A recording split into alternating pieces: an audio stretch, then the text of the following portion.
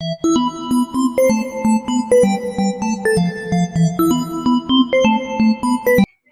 दोस्तों, welcome to back my channel. मैं जोया और आपका अपने चैनल पर स्वागत करती हूँ। आज हम क्लास 12 का चैप्टर नंबर 7 का पार्ट 3 लेके आए हैं, जिसमें हम पढ़ने वाले हैं खतरे के नए स्रोत। ठीक है, खतरे के नए स्रोत जानेंगे कि क्या क्या खतरे के नए स्रोत हैं, जैसे कि महामारी और ग्लोबल वार्मिंग। ठीक है, जैसे कि मान लीजिए अभी जो कोरोना चल रहा है वो भी एक खतरे का स्रोत है। ठीक है, कोरोना हमारा खतरे का स्रोत है, याद रखिएगा इस बात को, क्योंकि कई बार पूछा भी जा सकता है। ठीक है, तो चलिए आगे बढ़ते हैं। हमारा है पहला टॉपिक खतरे का स्रोत। ठीक है, हमने खतरा पढ़ा, पारंपरिक और अपारंपरिक। ठीक है, सुरक्षा पढ़ा। ठीक है, अपारंपरिक हमने सुरक्षा की धारणा पढ़ ली, दो पक्ष हैं उसके, वो भी पढ़ेंगे हम इसमें कि क्या है क्या। तो चलिए बिना टाइम जाए किए हम पढ़ते हैं सुरक्षा के पारंपरिक धारणा, अपारंपरिक धारणा के दो स्रोत। देखिए, हमने जो सिर्फ पारंपरिक पढ़ा था, पारंपरिक में क्या पढ़ा था, हम किसी को नुकसान नहीं पहुंचाएंगे। ठीक है, और जो अपारंपरिक पढ़ा था उसमें हमने ये पढ़ा था कि हम किसी को किसी समस्या, जैसे महामारी हो गया, महामारी या फिर कोई अन्य समस्या हो जो विश्व से लेकर हो, हम उससे लोगों की सुरक्षा करेंगे। वो हो गया अपारंपरिक। पारंपरिक किसी को नुकसान नहीं पहुंचाएंगे, अपारंपरिक कोई समस्या हो तो उससे हम उसको बचाएंगे। ठीक है, इतना समझ में आ गया। तो चलिए आगे बढ़ते हैं।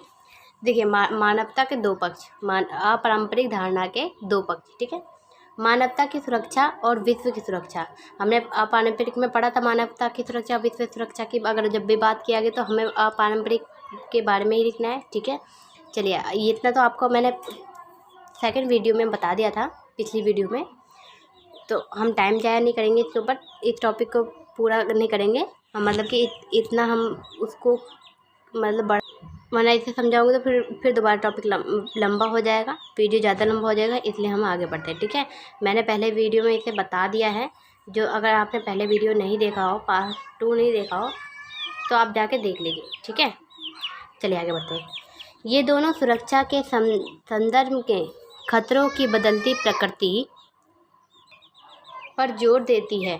हम नीचे के खंड में ऐसे कुछ खतरों के बारे में जानेंगे। ठीक है, आतंकवाद, हमने पिछले वीडियो में बता दिया था कि आतंकवाद की खतरा कैसे होता है, वो सारी बातें हमने पिछले वीडियो में कर दिया। अगर आपको कोई दिक्कत हो तो आप जाके उस वीडियो को पहले देख लीजिए। ठीक है, का आवश्यक राजनीतिक खून खराबे से है। ठीक है, जो जानबूझकर और बिना किसी मुरोत्तव के नागरिक को अपना निशाना बना। आतंकवाद का काम ही यही होता है कि अब क्या कर, खून खराबा फैलाना, किसी को मारना, किसी को हत्या करना, किसी की हत्या करना, ये सब उसका आतंकवाद का काम ही होता है। ठीक है, इस बात पे आपको ध्यान देना पड़ेगा, क्योंकि हमने चैप्टर नंबर 3 में हमने ये बहुत विस्तार से आतंकवाद के बारे में पढ़ा था, जिसमें 9/11 के बारे में हमने बहुत विस्तार से पढ़ा था। ठीक है, जिसमें हमने 9/11 पढ़ा था, आपको याद हो। अगर आपने मेरी आतंकवाद चैप्टर नंबर 3 जो थी वर्चस्व, वो आपने नहीं पढ़ा है तो एक बार दोबारा जाके पढ़िए। और उसमें अमेरिका के बारे में लिखा है, जो उसमें आतंकवाद किया था। 9/11 जो है, 9/11 कहा जाता है, वो आतंकवाद से ही जुड़ी है, इसलिए आप उसको ध्यान से पढ़िए। अगर आपने मेरी वो वीडियो नहीं देखी तो एक बार जाइए, उसे देखिए, तो आपको क्लियर आ जाएगा कि आतंकवाद क्या होता है, वो किस तरह से दूसरों को हानि पहुंचाते हैं। इतना समझ में आ गया। चलिए टाइम जाया नहीं करते, चलिए आगे बढ़ते हैं। आगे देखिए, अंतर्राष्ट्रीय आतंकवाद एक से ज़्यादा व्यापक है। ठीक है, यानी कि एक ही देश में नहीं है, ये बहुत से देश में है, और इसमें से एक है पाकिस्तान।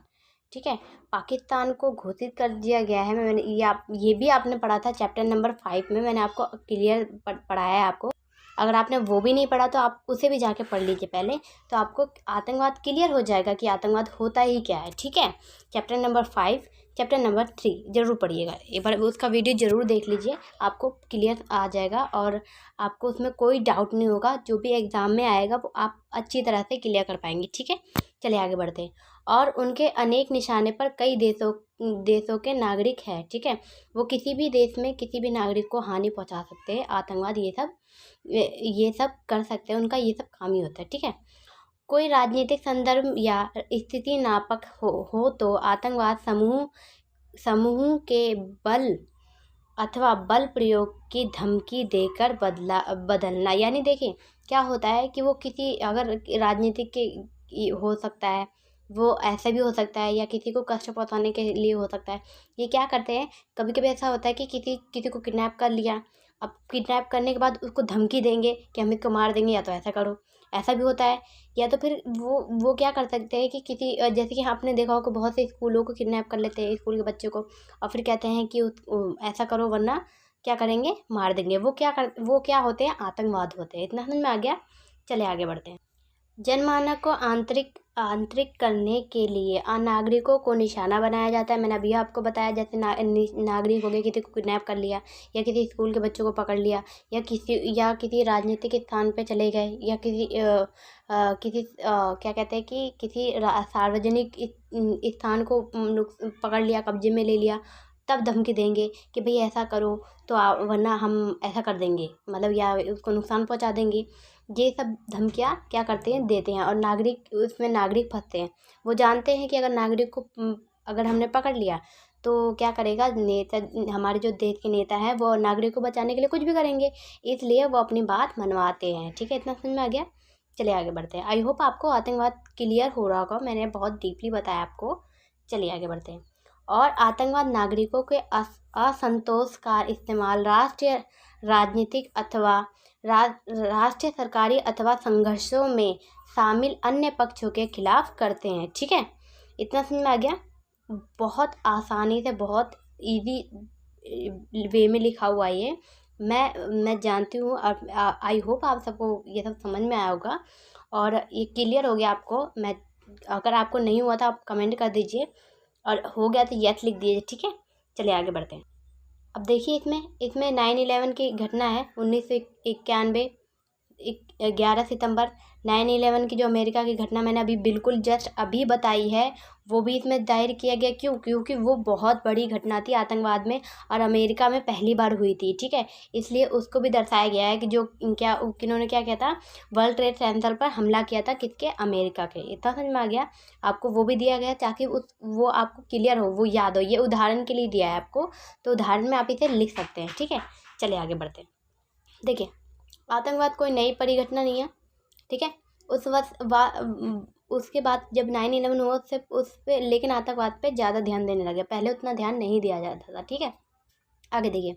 गुजरते वक्त में आतंकवाद का अधिकांश घटनाएं मुख्य पूर्व यूरोप, तालिनी अमेरिका और दक्षिण एशिया में हुआ है। ठीक है, आपको आतंकवाद समझ आ गया। अब पढ़ेंगे मानवाधिकार। देखिए मानवाधिकार क्या होता है। ठीक है, मानव की जो रक्षा करते हैं उसे मानवाधिकार कहते हैं। मानव को कुछ अधिकार दिया गया है, जैसे आपने चैप्टर 11th क्लास में चैप्टर नंबर 2 में पढ़ा होगा कि मानवाधिकार क्या क्या काम करता है। आपने पढ़ा होगा, आपको याद हो तो, या तो नहीं याद है तो एक बार आप मेरे 11th क्लास के भी चैप्टर वीडियो देख सकते हैं।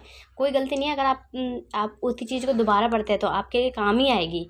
अगर जितना इंसान पढ़ता है ना, जितना नॉलेज लेता है, वो कहीं जाती नहीं है, वो हमारे पास रहती है और वो कुछ ना कहीं काम ही आती है। ठीक है, तो आतंकवाद कह रही हूँ, मानव अधिकार के बारे में हमने चैप्टर नंबर उसमें पढ़ा था 2 में 11th क्लास में। ठीक है, जिसमें हमने बताया किसी एक व्यक्ति के बारे में बात की थी जो क्या करता, चोरी करता था।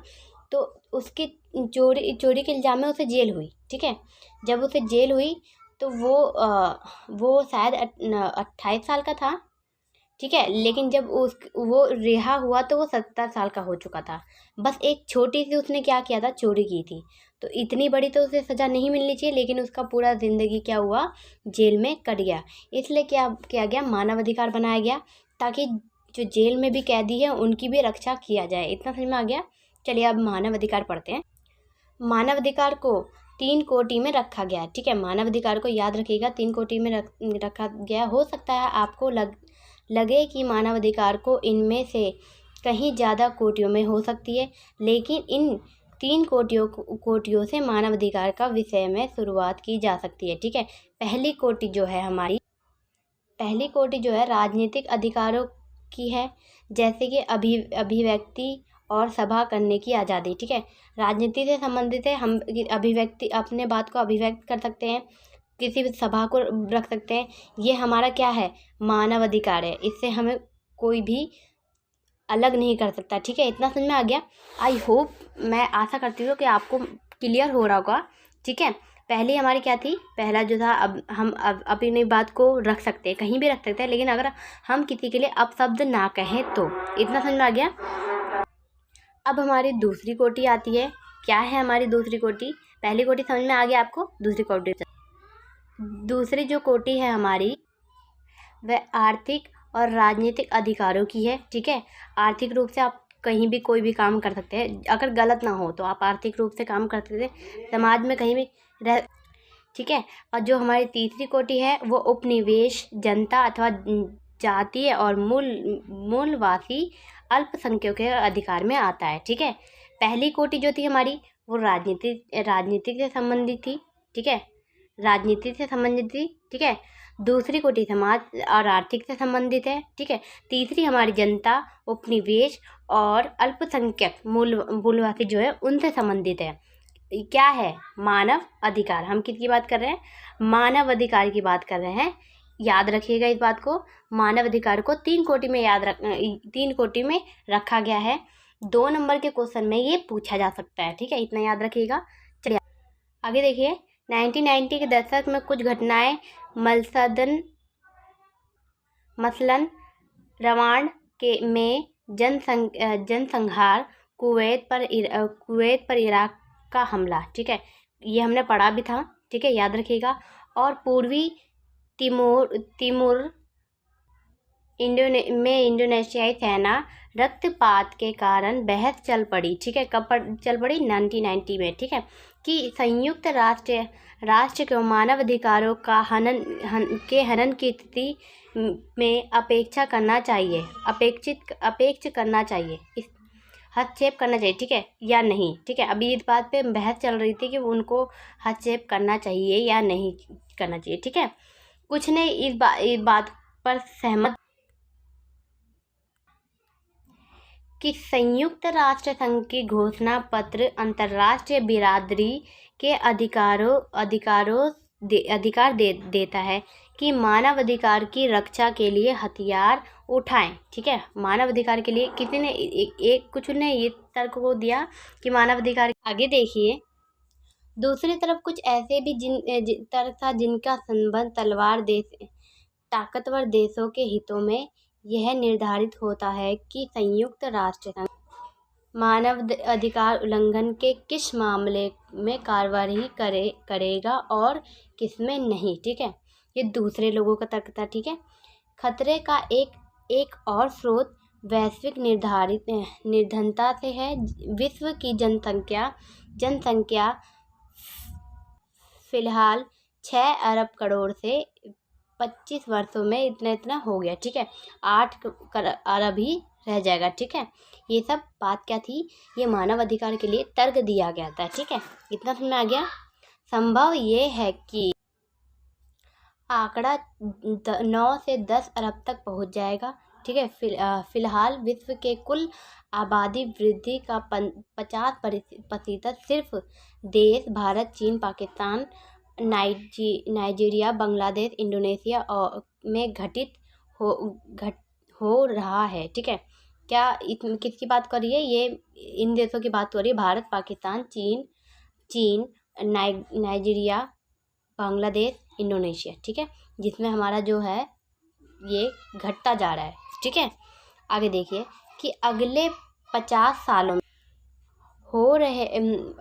सालों में दुनिया की सबसे गरीब देशों की जनसंख्या 3 गुनी बढ़ेगी, जबकि इसकी अवधि में अनेक धनी देश की जनसंख्या घटेगी। ठीक है, प्रति व्यक्ति उच्च आय और जनसंख्या की कम वृद्धि के कारण धनी देशों अथवा सामाजिक समूहों को और धनी बनाने की मदद मिलती है, जबकि प्रति व्यक्ति निम्न आय और जनसंख्या की तीव्र वृद्धि एक साथ मिलकर गरीब देशों और सामाजिक समूहों और गरीब बनाते हैं। ठीक है, इतना समझ में आ गया।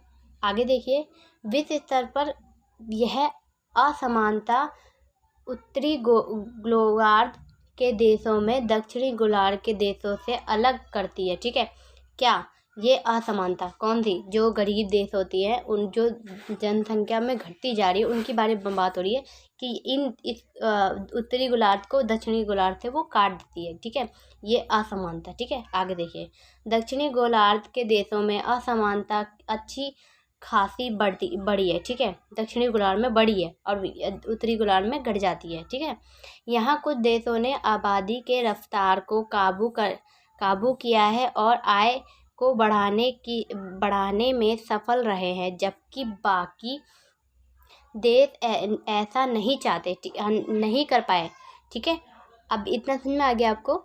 आगे उदाहरण दिया गया कि दुनिया में सबसे ज़्यादा सशस्त्र संघर्ष अफ्रीका के सहारा मरुस्थल के दक्षिणवर्तीय देशों में होते हैं। यह इलाका दुनिया का सबसे गरीब है। ठीक है, कौन सा? मरुस्थल की बात हो रही है। ठीक है, 1921 के दशक में